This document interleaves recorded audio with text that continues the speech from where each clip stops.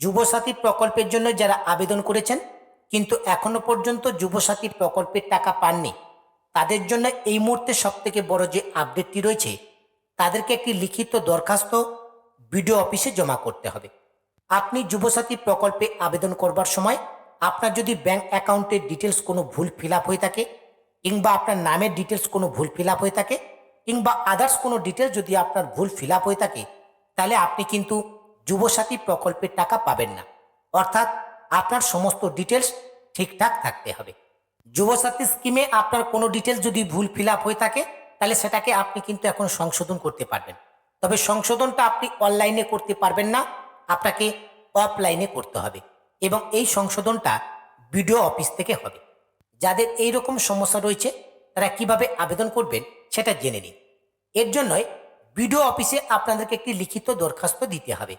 এখন বিডিও অফিসে আপনার হাতে লেখা সম্পূর্ণ একটি দরখাস্ত আপনি জমা করতে পারেন, অথবা এরকম একটি ফরম্যাট কিন্তু অলরেডি প্রকাশিত হয়েছে। এই ফরম্যাটে আপনি আপনার সমস্ত ডিটেলস ফিল আপ করে এর সঙ্গে যে যে ডকুমেন্ট লাগবে সেটা কিন্তু এই ফর্মে দেওয়া রয়েছে। এই সমস্ত ডকুমেন্টগুলোকে অ্যাটাচ করে এই আবেদনপত্রটি বিডিও অফিসে আপনারা জমা করবেন। এখন এই আবেদন ফর্মটি আপনারা কিভাবে ফিল আপ করবেন সেটা দেখে নিন। এই ফর্মের একেবারে প্রথমে রয়েছে দেখুন টু দ্য বিডিও। এই জায়গায় আপনি আপনার ব্লকের নাম লিখবেন, এবং যদি আপনার ব্লকের অ্যাড্রেস জানা থাকে তাহলে নিচে অবশ্যই ব্লকের অ্যাড্রেসটা দেবেন। এখানে কিন্তু বিষয় পরিষ্কারভাবে লেখা হয়েছে, যুবসাথী টাকা না পাওয়ার সমস্যা সংক্রান্ত আবেদনপত্র। মহাশয়, সবিনয় নিবেদনের সাথে জানাচ্ছি যে আমি এখানে আপনি আপনার ব্লকের নাম লিখবেন, আপনার গ্রাম পঞ্চায়েতের নাম লিখবেন, আমি যুবসাথী স্কিমের ব্লকের নাম লিখবেন। ব্লকে আবেদন করেছি কিন্তু আমার ব্যাংকের খাতায় এখনও 1,500 টাকা পাইনি। আমার আবেদনের বিশদ বিবরণ দেয়া হলো। নিচে কিন্তু আপনাকে আপনার সমস্ত ডিটেলস দিতে হবে। এখানে বিবরণের যে অংশটা রয়েছে তার মধ্যে প্রথমে রয়েছে দুয়ারে সরকার রেজিস্ট্রেশন নাম্বার। আপনি যদি অনলাইনে আবেদন করেন তাহলে অবশ্যই দুয়ারে সরকার রেজিস্ট্রেশন নাম্বার পেয়েছেন। যদি আপনি অফলাইনে আবেদন করে থাকেন তাহলে আপনাকে একটা রিসিপ্ট কপি দেওয়া হয়েছে। সেই কপিতে যে নাম্বারটা রয়েছে সেই নাম্বারটা দুয়ারে সরকার রেজিস্ট্রেশন নাম্বার। সেই নাম্বারটা আপনি এই ঘরে লিখবেন। এরপর হচ্ছে নাম। এই জায়গায় আপনি আপনার নামটা লিখবেন। যদি আবেদন করবার সময় আপনার নাম ভুল থেকে থাকে তাহলে আপনি কিন্তু এই আবেদন ফর্মে সঠিক নামটা লিখবেন। এরপর হচ্ছে ফোন নাম্বার। আবেদন করবার সময় আপনি যে নাম্বারটা দিয়েছেন সেই নাম্বারটা আপনি এখানে দেবেন। এরপর হচ্ছে ব্যাংকের নাম ও শাখা। এই জায়গায় ব্যাংকের নাম এবং ব্যাংকের ব্রাঞ্চ নেমটাকে লিখবেন। এরপর হচ্ছে আইএফসি কোড। ব্যাংকের আইএফসি কোড নাম্বারটা এই ঘরে লিখবেন। এরপর হচ্ছে অ্যাকাউন্ট নম্বর। ব্যাংকের অ্যাকাউন্ট নম্বরটা এই ঘরে লিখবেন। এরপর হচ্ছে আধার নাম্বার। এই জায়গায় আপনি আপনার আধার নাম্বারটাকে লিখবেন। এরপর হচ্ছে বিশেষ মন্তব্য। আপনি বিডিও সাহেবকে কি জানাতে চাইছেন, আপনার সমস্যাটা কি, সেটা কিন্তু আপনি বিশেষ মন্তব্যর ঘরে লিখে দেবেন। এবং এই সমস্ত ডিটেলসগুলো আপনি ইংলিশে ফিল আপ করবেন। ইংলিশে ফিল আপ করলে আপনার প্রত্যেকটি ডিটেলস আপডেট করতে কিন্তু সুবিধা হবে। এরপর রয়েছে সমস্যা। একে রয়েছে টাকা অ্যাকাউন্টে পাইনি। যদি আপনার সমস্ত ডিটেলস ঠিকঠাক ফিল আপ হয়ে থাকে, তারপরেও যদি আপনি আপনার ব্যাংক অ্যাকাউন্টে টাকা না পেয়ে থাকেন, তাহলে 1 নম্বর যে অপশানটা রয়েছে এর পাশে আপনি টিক চিহ্ন দেবেন।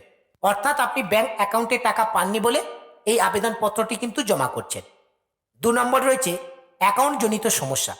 যদি আপনার ব্যাংক অ্যাকাউন্টের ডিটেলস ভুল ফিল আপ হয়ে থাকে যার কারণে আপনি টাকাটা পাচ্ছেন না, তাহলে 2 নম্বর যে অপশানটা রয়েছে অ্যাকাউন্ট জনিত সমস্যা, এর পাশে আপনি টিক চিহ্ন দেবেন।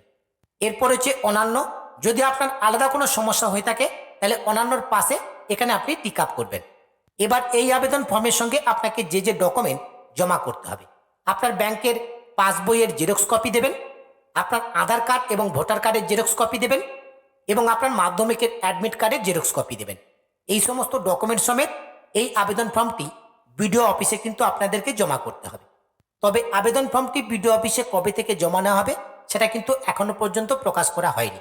যেই দিন এই যুবসাথী স্কিমের সমস্যা সমাধানের জন্য বিডিও অফিসে এই আবেদন ফর্ম জমা করার ডেট ঘোষণা করা হবে, তারপরে কিন্তু আপনারা লিখিত দরখাস্ত অথবা এই আবেদন ফর্মটিকে ভালো করে ফিল আপ করে আপনারা বিডিও অফিসে জমা করতে পারেন। এবং বিডিও অফিসে এই আবেদনপত্রটি জমা করবার জন্য যাদের এই আবেদনপত্রটির প্রয়োজন রয়েছে, আমি এই আবেদনপত্রটি আমি আমার হোয়াটসঅ্যাপ এবং টেলিগ্রাম গ্রুপে দিয়ে রাখবো। আপনারা চাইলে হোয়াটসঅ্যাপ কিংবা টেলিগ্রাম গ্রুপে জয়েন হয়ে এই আবেদনপত্রটি ডাউনলোড করে নিতে পারেন। আজকের এই ভিডিওর মাধ্যমে আপনাদেরকে মূলত এই আপডেটটি দেওয়া ছিল। আপডেটটি যদি আপনাদের কাছে ইনফরমেটিভ বলে মনে হয় অবশ্যই ভিডিওতে একটি লাইক করে এই ভিডিও লিঙ্কটি অন্য বন্ধুদেরকে শেয়ার করে দেবেন। পাশাপাশি আপনি যদি রিচার্জ দৃষ্টি ইউটিউব চ্যানেলে প্রথম হয়ে থাকেন তাহলে প্রতিনিয়ত নতুন নতুন ভিডিওর আপডেট পেতে রিচার্জ দৃষ্টি ইউটিউব চ্যানেলটিকে সাবস্ক্রাইব করে পাশে থাকা নোটিফিকেশনটা অন করে রাখবেন।